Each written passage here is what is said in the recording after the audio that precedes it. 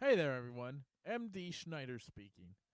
I was digging into one of my favorite bands, The Offspring. You might know them from their hit song. Anyway, while trying to get an early copy of their new album, I found some shocking information I figured I needed to make public immediately. This relates to the singer Dexter Jones and the guitarist Noodles. If, like myself, you never understood why anyone would willingly name themselves Noodles, I figured out the truth. It turns out that Dexter Jones bought him at an auction. And Noodles is not even his real name. It is his slave name, given to him by his master, Dexter Jones. His original name was Martin Sepiatone prior to his purchase. As far as the evils of this man Dexter Jones are concerned, we are just at the tip of the iceberg. Evidence 1. The song Come Out and Play. This song was written to keep Noodles down. The line "gotta keep them separated" is related to his family, which Noodles hasn't even been allowed to hear from or see since his indentured guitaring.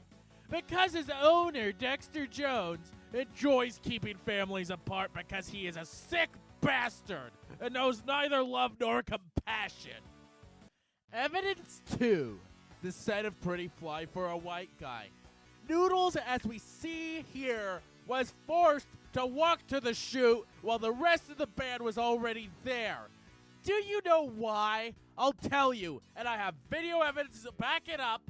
Here is footage of Noodles in captivity, where he would commonly be shackled to his chair, deprived of food and water for hours or days at a time.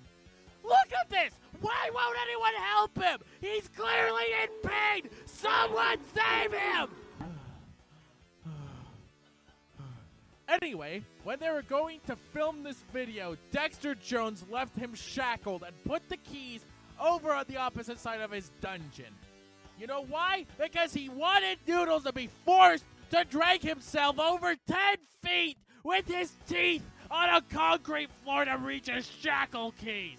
And the rest of the band drove to the shoot all willy-nilly without him because they just let this shit go on. And as you see here, Dexter Jones is clearly annoyed that he escaped.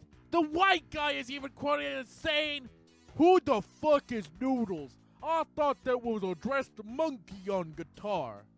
This is because Dexter Jones told everyone this heinous lie to dehumanize him. Eventually, the white guy caught on to this farce, so Dexter Jones had him decapitated by a bus. The white guy was never heard from again after this point. Evidence number 3, the attempted assassination of Noodles. After all the issues I stated prior in this video, Dexter Jones started to think that having Noodles around was more trouble than it was worth. So at their 1989 live performance at Moist Critical's Tampa home, Dexter Jones hired a local crackhead to come up on stage and stab him. The crackhead would be paid one $10 hit of crack for the job, but this attempt on his life was unsuccessful, since Noodles, having been tipped off at the possible stabbing, wore a Kevlar vest to the show. The crackhead disappeared into the night, never to be seen or heard from again, until his band's debut album, 1,000 Hours, that he wrote, sang, and played guitar on. His band would go on to be world famous many years later. But what if I told you later down the line there would be a second attempt on his life? In 2003, Dexter Jones would try throwing Noodles out of a second-story window. But Noodles, having eaten breakfast at Burger King that day, was immune to fall damage. After this, Dexter Jones had given up on any further attempts of homicide and would just continue to beat him daily instead. Evidence 4, the song Mr. Jones. Written by former Vice President John Crow, who would commonly work Noodles to death with the help of his husband Dexter Jones. He wrote this track not only about their bedroom antics, but also their gross mistreatment of Noodles. The original chorus, before being forcibly changed by the label, featured the line, "Mr. Jones and me deprive Noodles of any food."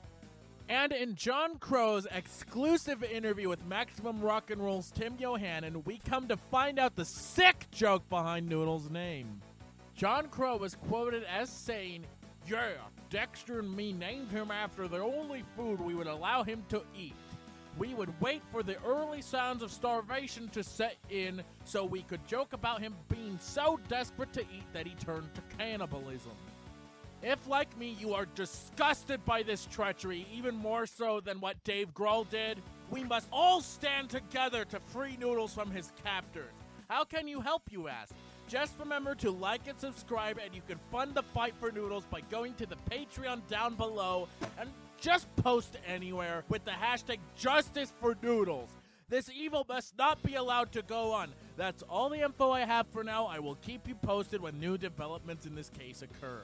New breakfast at BK, with a bunch of great new items. Have breakfast your way, with a bunch of great new items. Have breakfast.